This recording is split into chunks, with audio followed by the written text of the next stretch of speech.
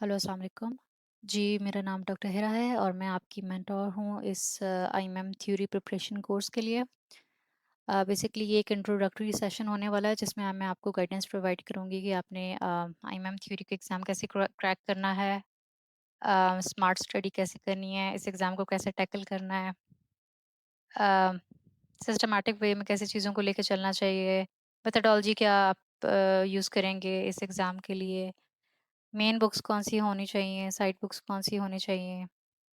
ये सारी चीज़ें बताऊँगी मैं आपको इंशाल्लाह। हम एक्सपेक्ट करते हैं कि हमारी सीनियर्स हमें ये चीज़ें बताएँगे ड्यूरिंग द ट्रेनिंग, बट हम कहीं न कहीं डेफिशिएंट रह जाते हैं। सो इंशाल्लाह जो है मैं आपको इस चीज़ के बारे में वन बाय वन करके सारा कुछ आपको बताऊँगी कि आपने कौन-सी बुक्स करनी है और कैसे करनी है। ठीक है, सबसे पहले main books to choose. Uh, IMM के लेवल पे मैं मैंने कोर रेडियोलॉजी पढ़ी थी, प्लस रेडियोपीडिया मैंने किया था पैथोलॉजी के लिए। कुछ लोग शॉर्ट ग्रिंगर भी करते होते हैं इस लेवल पे, बट शॉर्ट ग्रिंगर जो है ज़रा थोड़ा-सा मुश्किल लैंग्वेज है, उसमें आईएमएम के लिए एटलीस्ट मैं रिकमेंड नहीं करूँगी। वो पार्ट 2 के कैंडिडेट्स के लिए अच्छी बुक है। जो आईएमएम के कैंडिडेट्स हैं ना, वो कोर रेडियोलॉजी के साथ स्टिक करें तो बहुत अच्छी बात होगी। फ़ायदा इस बुक का क्या है कि इसमें आपकी पैथोलॉजी तो कवर होती ही होती है, but the good thing is कि चूँकि इसमें एनाटॉमी भी डिस्कस की गई है, एनाटॉमी का पोर्शन भी है हर यूनिट के स्टार्ट में, तो आपकी एनाटॉमी भी साइड बाय साइड कवर हो रही होती है। तो इट्स लाइक कि एक ही बुक में आपके 2 यूनिट्स कवर हो रहे हैं, और आईएमएम के लेवल पे आपको जितनी एनाटॉमी चाहिए वो इस बुक से बहुत अच्छी कवर हो जाती है। अगर स्टिल आपको डेफिशिएंट लगे तो इंशाल्लाह जब जब भी आप अपनी कोर रेडियोलॉजी की बुक कर लें तो उसके बाद असद मलिक क्यू बैंक जो है उसमें जो एनाटॉमी का पोर्शन है वो उसके साथ आप कर लेंगे तो आपका काम बेस्ट हो जाएगा। Enough anatomy for the IMM. Pathology के लिए जो core radiology really good book, बहुत अच्छी क्रिस्प बुक है, बहुत अच्छी इमेजेस हैं, आसान लैंग्वेज में बताया गया है, तो मेरा नहीं ख्याल कि इससे ज़्यादा किसी और पैथोलॉजी की बुक की होने की ज़रूरत है। ठीक है, उसके अलावा जो है हमारे पास है फिज़िक्स। फिज़िक्स के बारे में बच्चे बड़े कन्फ्यूज़ रहते हैं क्योंकि बड़ा ड्राई सब्जेक्ट है, बोरिंग सब्जेक्ट है, कोई बैकग्राउंड नॉलेज नहीं है, ना कोई सीनियर बताता है कैसे पढ़ना है, क्या पढ़ना है। मैंने फिज़िक्स के लिए की थी फार्स की बुक, प्लस यूट्यूब के मैंने लेक्चर्स देखे थे बहुत सारे। कुछ लोग वोगाल भी करते हैं। वोगाल is a good book, MCQ pattern पे बेस्ड है, बट उसका नुकसान ये है कि बिल्कुल ड्राई बुक है, उसमें कोई इमेजेस नहीं है। तो अगर आप वोगाल पिक करते हैं तो वोगाल के साथ आपको इमेजेस या तो गूगल से देखने पड़ेंगे या बुशोंग से देखने पड़ेंगे। तो जो आपको बेहतर लगता है, बट मैंने तो फार्स किया था और साथ मैंने किया था अ, यूट्यूब के वीडियोज़ देखे थे बहुत सारे। ठीक है? अब पैथोलॉजी की बात आ गई तो पैथोलॉजी में मैंने क्या तरीका इख्तियार किया था, मैंने पैथोलॉजी का ये किया था कि फॉर एग्जांपल मैंने यूनिट बाय यूनिट स्टडी की थी। फॉर एग्जांपल मैंने अगर जीआईटी पिक किया है तो मैंने पहले सारा जीआईटी का पढ़ना है, नेट फिर उसके बाद मैंने जेनेटो यूरिनरी पिक किया है तो मैंने सारा का सारा प्रॉपर उसको क्लियर करके नेक्स्ट यूनिट पे मूव करना है। ठीक है? तो पूरा का पूरा करके किच किच पिच नहीं पकानी कि थोड़ा ये थोड़ा वो, एक पूरा पूरा यूनिट कवर करके मैं आगे निकली थी। ये हो गया आपके बेसिक बुक्स। अब साइड बुक्स आपने कौन-सी रखनी है आईएमएम के लेवल पे, तो साइड बुक्स में सबसे इम्पोर्टेंट बुक जो है, एफआरसीआर की बुक्स में आजकल सीपीएसपी बहुत इंटरेस्ट ले रहा है, तो दैट्स क्यूरी। क्यूरी आपने बिल्कुल भी नहीं मिस करनी। Get through old, by that I mean कि जो 2009 वाला इनका एडिशन है ना, बहुत मज़े की बुक है और बहुत प्यारा एडिशन है वो। मास्टर पास ओ ठीक है? एफआरसीआर की ये 3 बुक्स इस लेवल पे मेरे ख़्याल से आपके लिए मोर देन इनफ हैं। बाकी जो सक्सीडिंग वग़ैरह हैं वो आईएमएम के लेवल पे मैं आपको इतनी नहीं कहूँगी कि प्रॉमिसिंग है, वो पार्ट 2 के लिए आप करें तो ज़्यादा अच्छी बात है। और हाँ, ग्रिंगर भी आप इसमें ऐड कर सकते हैं। ठीक हो गया। अलोंग विद इट आपने असद मलिक क्यू बैंक करनी है, एंड आसमा नोट्स या जो आसमा के पास पेपर्स थे वो, एंड अप टू डेट जितने भी पास्ट पेपर्स हैं उसके अलावा उसके बाद जो आए हैं वो करने हैं, एंड ऑफ कोर्स डॉक्टर हिरा का ये कोर्स करना है। अच्छा, ठीक हो गया। तो ये हो गई आपकी मेन बुक्स और साइड बुक्स की बात। अब अब मैं आपको थोड़ा-सा एग्ज़ाम पैटर्न का बता दूँ कि आपका जो एग्ज़ाम है उसमें 200 एमसीक्यूज़ होते हैं basically, paper A and paper B. 100 MCQ का पेपर ए होता है और 100 एमसीक्यू का ही होता है पेपर बी। जो पेपर 1 है that's anatomy, 50 MCQs of anatomy plus 50 MCQs of physics, ठीक है? पेपर 2 जो होता है दैट्स होली सोली पैथोलॉजी। और पैथोलॉजी एक बहुत आप कहेंगे इम्पोर्टेंट और अहम पेपर है आपका। अ, पेपर 1 में आपको फ़ायदा ये होता है कि फॉर एग्ज़ाम्पल अगर आपकी एनाटॉमी बहुत अच्छी है और आपकी जो फिज़िक्स है वो इतनी अच्छी नहीं है, तो आपको कहीं न कहीं एज मिल जाता है कि आप कवर अप कर लेते हैं। अगर आपकी फिज़िक्स बहुत अच्छी है, एनाटॉमी अच्छी नहीं है, आपने फिज़िक्स का पोर्शन बहुत अच्छा कर लिया, तो आपको एज मिल जाएगा एनाटॉमी पे। बट चूँकि पैथोलॉजी तो थ्रू आउट पैथोलॉजी है, तो आप पैथोलॉजी में कोई भी चीज़ इस तरह मिस नहीं कर सकते। So paper A, paper B दोनों में आपको इंडिविजुअल 75% आप लेंगे तो ही सीपीएसपी आपकी जान छोड़ेगा, ठीक है? सिर्फ़ एक पेपर पर में फॉर एग्ज़ाम्पल आप 80 ले लेते हैं और अगले में खुदा ना ख़ास्ता आपके 75 से कम होते हैं, तो स्टिल जो है सीपीएसपी आपके साथ ही चिपका रहेगा। सो इंशाल्लाह हम वन बाय वन करके सबको टारगेट करेंगे। ठीक हो गया? एनाटॉमी का मैंने आपको बता दिया, तरीका कि कोर रेडियोलॉजी से करें, अच्छा सा करें, काफ़ी हो जाएगा, प्लस क्यू बैंक हो ज गया साथ। फिज़िक्स के लिए मैंने आपको बताया कि फार्स एंड यूट्यूब के लेक्चर्स हो गए, वो बहुत अच्छा कवर हो जाएगा। पैथोलॉजी के लिए जो है मैंने आपको बताया कि I used to make checklist. Pathology बहुत इंपॉर्टेंट पोर्शन है, इसको आपने बिल्कुल भी नहीं मिस करना। आपने क्या करना है कि फॉर एग्जांपल आपने एफआरसीआर की बुक्स उठाई हैं, ठीक है? फॉर एग्जांपल आपने अपनी मेन बुक को रेडियोलॉजी से जीआईटी कर लिया या जेनेटो यूरिनरी सिस्टम पढ़ लिया एक मरतबा अच्छे से। फिर आप क्या करेंगे, आप उठाएँगे अपने एफआरसीआर की ये 3-4 बुक्स जो मैंने आपको मेंशन की हैं। आपने फॉर एग्जांपल जैसे हो गया क्यूरी, गेट थ्रू ओल्ड, ग्रिंगर और मास्टर पास ये आपने उठा ली। आपने रफ़ली एक दिन ज़रा बैठ के चेक करना है कि जीआईटी के जो यूनिट हैं इन चारों बुक्स में, उनमें एमसीक्यूज़ किन-किन टॉपिक्स पे बेस्ड थे, ठीक है? एक अपने पास नोट करते जाएँ, नोट करते जाएँ, नोट करते जाएँ। आपके पास कोई ज़्यादा से ज़्यादा भी हुआ तो 25-30 या मतलब 20 के अराउंड तक आपके पास आ जाएँगे टॉपिक्स। अब अब क्या होगा कि आपको वो मेंटल सैटिस्फैक्शन मिल जाएगी कि यार मैंने तो ये बुक की थी, तो ये बुक तो फलानी चीज़ में डेफिशिएंट है, ये बुक तो इस यूनिट में डेफिशिएंट है। आपका वो जो डर है ना, वो जो लैगिंग बिहाइंड वाला खौफ है कि यार मुझसे मिस कुछ ना हो जाए, वो मिस वाला जो खौफ है वो इंशाल्लाह निकल जाएगा। वो चीज़ें 90% जो है ना आपके टॉपिक्स जो हैं वो जस्ट चेकलिस्ट के मेथड से अगर आप बनाते हैं ना तो वो कवर हो जाएँगे इंशाल्लाह। उसके अलावा जो 10% एमसीक्यूज़ एग्ज़ाम में आते हैं, जो एम्बिगुअस हैं, जो कॉन्ट्रडिक्शंस होती हैं, वो बस अल्लाह मियाँ की तरफ से होती हैं और वो उनका आंसर भी अल्लाह मियाँ ही जानते हैं।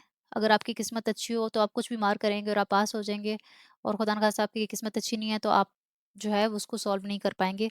बट इन 10% के लिए आपने अपना 90% जो है तबाह बर्बाद नहीं करना। इन इस 90% को अच्छे तरीके से कवर करने की कोशिश करनी है। ये हो गया। अच्छा, तो मेरा जो सेशन है इसका प्लानिंग मैंने ऐसे की है इंशाल्लाह कि फॉर एग्जांपल हमारे 8 मॉड्यूल्स बनते हैं कुल मिला के पैथोलॉजी के। मेरा मेन फोकस जो है पैथोलॉजी पे होगा बिकॉज़ ये बहुत इंपॉर्टेंट है, इसके बगैर आप कुछ भी नहीं है। ये तकरीबन 8 मॉड्यूल्स बनते हैं, तो हमने 1 वीक में ना कोशिश करना है हम एफआरसीआर की बुक के जितने भी एमसीक्यू कर पाए। फॉर एग्जांपल ये जो फर्स्ट वीक है, ये वाला जो वीक चल रहा है, फर्स्ट एक सेशन में डाल चुकी हूँ। मैं कोशिश करूँगी कि मज़ीद नेक्स्ट 1-2 क्लासेस और भी डालूँ और जीआईटी के हम जितने एमसीक्यूज़ कवर कर सकें हम करेंगे। और मेरा जो मेथड ये होगा कि मैं रिपिटेटिव एमसीक्यूज़ नहीं करूँगी। फॉर एग्जांपल एक कोई मैंने एफआरसीआर की book, GIT book, for example GIT है ना, एफआरसीआई की मैंने एक बुक उठा ली, फॉर एग्जांपल क्यूरी उठा ली, क्यूरी का मैंने एक एमसीक्यू किया and it's not just an MCQ for me. मैं उस एमसीक्यू का जो आंसर होगा उसको अच्छे से एक्सप्लेन करूंगी लाइक अ यूनिट। तो इट्स लाइक कि आपने अगर 40 एमसीक्यूज किए हैं तो आपके 40 यूनिट्स कवर हुए हैं। It's not number of MCQs only. So it's like कि 40 के 40 यूनिट्स कवर हुए हैं। असल में क्या होता है, अगर हम चेकलिस्ट नहीं बनाते तो हम ख्वार फिर रहे होते हैं कि यार इतना सारा कोर्स है। असल में टॉपिक्स वही होते हैं, बस मोडालिटीज़ चेंज हो जाती हैं। एक मर्तबा जो है सीपीएसपी वो आपसे पूछ लेगा कि अपेंडिक्स अल्ट्रासाउंड पे कैसे दिखता है, ठीक है? वो तो आपको पता है क्योंकि आप तो करते आए हैं, ट्रेनिंग में आपने देखा है। पर वही चीज़ अगर उन लोगों ने आपसे पूछ ली कि ये सिटी में कैसे दिखती है, आप लोग तो कन्फ्यूज़ हो जाएँगे। तो आपने पूरा-पूरा यूनिट करके निकलना है। फॉर एग्ज़ाम्पल आपने देख लिया कि यार एफआरसीआर की बुक्स में अपेंडिक्स से अपेंडिसाइटिस के एमसीक्यू आए हुए हैं, तो अपेंडिसाइटिस का पूरा यूनिट पढ़ें, उसके सीटी फीचर्स, उसके एमआर फीचर्स, एक पूरा यूनिट करके कंप्लीट करके निकलें, ठीक है? उससे क्या होगा कि आपने पूरा उसका यूनिट कर लिया, कुछ भी मिसिंग नहीं रहा। तो अभी इंशाल्लाह ये जो भी 1 वीक ये वाला जो पहला स्टार्ट हुआ है, इसमें आपका उठना, बैठना, खाना-पीना सब कुछ जीआईटी रिलेटेड होना चाहिए। किसी और यूनिट को इकट्ठे साथ कंबाइन करने की कोशिश नहीं करनी। ये 1 वीक जो है ये जीआईटी के नाम है, इसके बाद हम कोई और यूनिट करेंगे, इसके बाद कोई और यूनिट करेंगे। वीक में 1 टू 3 क्लासेस कुछ भी ले सकते हैं एज़ पर माय फिज़िबिलिटी, बट कोशिश करेंगे कि ये यूनिट्स मेरी जो टारगेट है ना वो एमसीक्यू से ज़्यादा यूनिट्स पे है कि यूनिट्स हमारे मिस ना होने पाएँ। आप लोगों को एक चेकलिस्ट मैंने ग्रुप में भेज दी है, मैं दोबारा भी न्यू कैंडिडेट्स के लिए भेज देती हूँ। वो जीआईटी की चेकलिस्ट है और वो बिल्कुल इसी तरह है कि मैंने 5-6 जो इम्पोर्टेंट एफआरसीआर की बुक्स हैं, सीपीएसपी की बड़ी फेवरेट, उनमें मैंने देखा कि जीआईटी के जो यूनिट्स हैं उन वो कौन-कौन से टॉपिक से उनके क्वेश्चंस आए हुए हैं, तो वो उनको मैंने पाइल अप कर लिया। 25 से 30 तक वो बन गया हमारे टॉपिक्स। पढ़ने का क्या तरीका होगा कि आप लोग जितने भी बच्चे हैं जिन्होंने रजिस्टर किया है, आप अपनी मर्ज़ी से 5-5, 6-6 टॉपिक्स ले लें, ठीक है? एक नोटबुक पे उनके 5-5 पॉइंट्स आपने रेडियोपीडिया से लिख लेने हैं। फॉर एग्ज़ाम्पल एक यूनिट किसी एक बच्चे ने ले लिया, अ, इंटरसेप्शन ले लिया, एक ने इल्यूसिकल टीबी ले लिया, एक ने गैस्ट्रिनोमा ले लिया, एक ने मेसेंटेरिक पेनिकुलाइटिस ले लिया। इस तरह अपनी मर्ज़ी से लें। रेडियोपीडिया से आपने 5-5 चीज़ें जो है उस टॉपिक के सामने लिखती जानी है, अपने चेकलिस्ट के सामने। फॉर एग्ज़ाम्पल उसका कोई इंपॉर्टेंट रेडियोलॉजिकल साइन जो आपको पता हो, जैसे फॉर एग्ज़ाम्पल इंटरसेप्शन का हम कहते हैं ना कि सूडो किडनी साइन हो गया, इस तरह। फिर आपने उसकी सिटी के फीचर्स एक लाइन में कोई इंपॉर्टेंट फीचर, कोई इंपॉर्टेंट ऐसा फीचर जो आपको पता हो, जैसे उसकी हेटेरोजेनियस अपीयरेंस होगी या कोई सेंट्रल स्कार हो गया, स्पोक व्हील अपीयरेंस, इस तरह का कोई पॉइंट है उसको नोट डाउन कर लें। फिर उसके बाद जो है आपने इसी तरह एमआरआई के सिग्नल जो है नोट डाउन कर लेने हैं, इंपॉर्टेंट इंपॉर्टेंट वाले, ठीक है? यूजुअल की बात नहीं करी। ये आपने अपने पास अपने चेकलिस्ट के सामने 1, 2, 3, 4, 5 करके पॉइंट्स लिख लिए। अब इसी तरह जो 5 यूनिट पढ़े हैं उनके सामने आपने ये पॉइंट्स लिख लेने हैं। ये जो आपके इंशाल्लाह एंड पे नोट्स रेडी होंगे ना, ये आपके रिवीजन नोट्स होंगे, वो हम जब यूनिट फिनिश करेंगे तब हम इसको दोबारा एक गो थ्रू करेंगे और वो आपकी रिवीजन भी हो जाएगी। पूरा का पूरा यूनिट खोल के तो पढ़ना मुश्किल होता है ना, पर 5 पॉइंट हुए तो वो तो पढ़ना आसान होगा और आपकी मेमोरी में भी आएगा कि हाँ यार ये चीज़ तो ऐसे थी। So it's like basically 5 important points जिनको आप अगर जॉट डाउन करें, तो आपका एक पूरा का पूरा टॉपिक अच्छे से कवर हो जाए। ठीक है? अच्छा, ये आपने चेकलिस्ट में अपने 5-5 पॉइंट बना लिए। सेकंड काम आपने क्या करना है, आपने 1-1 मिनट का वॉइस मैसेज करना है हमारे इस मेन ग्रुप में और आपने वो बोल के बताना है कि फॉर एग्ज़ाम्पल आपने अपेंडिसाइटिस का आज यूनिट पढ़ा तो व्हाट अबाउट इट? क्या चीज़ें थी जो हमें याद रखनी ज़रूरी हैं? या फॉर एग्ज़ाम्पल आपने आज अल्सरेटिव कोलाइटिस पढ़ा तो उसके क्या 5 पॉइंट थे जो आपको वर्थ मेंशनिंग लगते हैं, जो आपको लगता है किसी पीएसपी में टेस्ट कर सकते हैं। फॉर एग्ज़ाम्पल एक पॉइंट हो गया कि अल्सरेटिव कोलाइटिस जो है उसको लेड पाइप अपीयरेंस उसमें होती है। सेकंड पॉइंट जो है ये हो गया कि वो जो है कंटीन्यूअस लीजन्स होते हैं। इस तरह करके, ठीक है? ये आपने 5 पॉइंट कर लिए, ये आपने 1-1 मिनट का वॉइस मैसेज ग्रुप में भेज देना है। फ़ायदा क्या होगा कि आपका रिवाइज़ हो जाएगा। पहले आप आँखों से देख के उस चीज़ को पढ़ रहे थे, फिर आपने बोला तो आपकी ऑडिटरी पावर भी यूज़ हो गई, तो आपकी 2-2 सेंसेस यूज़ हो गई।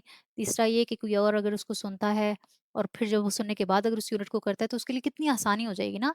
दुआएँ तो आपको ही मिलने वाली हैं। तो इंशाल्लाह इस तरह आपने करना है। अपनी-अपनी मर्ज़ी से 5-5, 6-6 टॉपिक्स पढ़ते जाएँ और आपने रोज़ाना की बेसिस पे जो है ना वो ग्रुप में रिकॉर्ड कर कर के भेजते जाएँ और साथ ही अपनी चेकलिस्ट जो है बनाते जाएँ। तो हमारा बहुत अच्छे तरीके से कवर हो जाएगा। अब ये जो 1 वीक है, इसमें हमने सिर्फ़ जीआईटी करना है, ठीक है? ये जो जितनी आपको एफआरसीआर की बुक्स बताई हैं मैंने, मैं इनको जितना कोशिश हो सकी एमसीक्यूज़ का मैं नहीं कहती, मैं यूनिट्स में सॉरी एमसीक्यूज़ का मैं नहीं कहती, मैं पूरी कोशिश करूँगी कि टॉपिक्स हम मैक्सिमम जितने से जितने कवर करा सकें। आपके टॉपिक्स क्लियर होते हैं ना, तो आपके एमसीक्यू खुद ही क्लियर हो जाते होते हैं।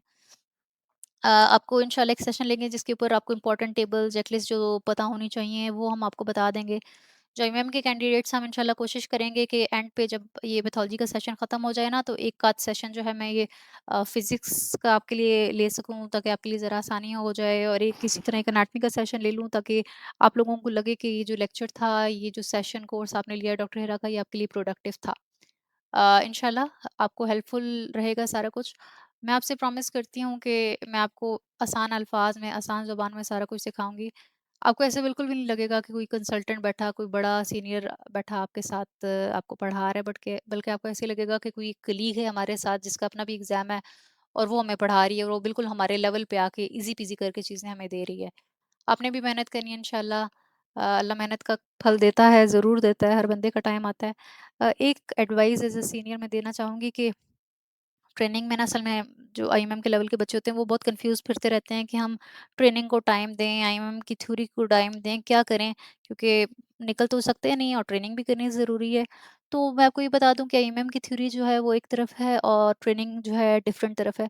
हम गलती क्या करते हैं, हम पहले बुक्स उठाते नहीं हैं, फिर उसके बाद जो है हम पास पेपर एकदम पकड़ लेते हैं। पास पेपर एकदम पकड़ने का नुकसान क्या होता है कि अगर तो आपकी किस्मत अच्छी है तो मे बी आप निकल भी जाएँ। May be you never know कि वही पास पेपर के एमसीक्यूज़ आए हुए हैं और आपने वो एमसीक्यूज़ किए एंड आपका क्लियर भी हो गया पेपर। बट फँस कहाँ जाएँगे? फँस आप तब जाएँगे जब आपको आईएमएम की थ्योरी के बाद आपके सीनियर्स ने उठा के डाल देना है सीटी स्कैन में और कहना है भैया अब रिपोर्टिंग करो। रिपोर्टिंग के लिए तो कुछ पढ़ा ही नहीं था, हमने तो वन लाइनर्स पढ़े थे ना।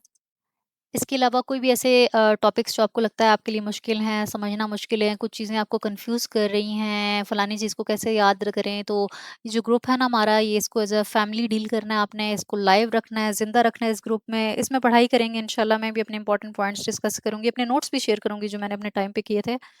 किसी से कुछ छुपाना-छुपाना नहीं है भई, इस लेवल पे किसी की हेल्प हो जाए तो आसान है। सारे जो है अब माशाल्लाह पेरेंट्स हैं, बच्चों के पेरेंट्स हैं, मुश्किल होता है हर बंदे के लिए स्टडी करना। तो बेसिकली इस कोर्स का मकसद ये था कि ज़रा मज़े की चीज़ आपके लिए बनाई जा सके। वो जो स्ट्रेसफुल एनवायरनमेंट होता है कि यार इतने एमसीक्यू करने हैं, ये करना है, वो करना है। पढ़ो तो सही पर मज़े लेके पढ़ो ना, ज़रा एन्जॉय करो। कोई ज़ोर ज़बरदस्ती तो नहीं है हमारे ऊपर ये एग्ज़ाम। सीपीएसपी ने ये थोड़ी बोलना है कि 2 ही दो। नहीं हुआ तो भी तो हम डॉक्टर ही तो हैं। बट व्हाई नॉट, हम अच्छे तरीके से अपनी एग्ज़ाम्स क्लियर कर कर के निकलें कि हमें खुशी हो कि हमने जो चूज़ किया अपने लिए, हम उसको बहुत अच्छे बेहतर तरीके से एंड तक अ, उसका हक अदा कर सकें। So this is all for now, thank you so very much. इंशाल्लाह आगे आपको बहुत अच्छी-अच्छी चीज़ें सीखने को मिलने वाली हैं। आपके जो भी इम्पोर्टेंट निमोनिक्स जो आपको अच्छी आपकी इमेजेस हैं, आपको लगता है कि यार ये बड़ा हेल्पफुल हो सकता है, आपके नोट्स वोट्स आप ग्रुप में शेयर किया करें। ग्रुप का हेल्दी एनवायरनमेंट भी रहेगा, पढ़ने का मूड भी रहेगा। और एट द एंड मैं आपसे ये एक्सपेक्ट करूँगी कि मैं तो इंशाल्लाह मेहनत करूँगी लेक्चर्स में, बट आपने भी ध्यान से सुनना है, सो दैट जब आपका एग्ज़ाम हो, अल्लाह खैर करे, तो आपको कम से कम ऐसे लगे कि इस कोर्स में कमी नहीं थी। डॉक्टर हिराना ने अपनी तरफ से पूरी कोशिश की है। बाकी इंशाल्लाह अल्लाह आपका हामी नासिर हो, अल्लाह आपकी मदद करे। अल्लाह इंशाल्लाह ज़रूर निकालते होते हैं, अल्लाह हार्ड वर्क का फल ज़रूर देते होते हैं। थैंक यू सो मच बच्चों, this is all for now. IMM के कैंडिडेट्स के लिए आई एम वेरी होपफुल कि आपके लिए पॉजिटिव रही होगी वीडियो। मुझे फीडबैक ज़रूर दीजिएगा। जज़ाकल्लाह।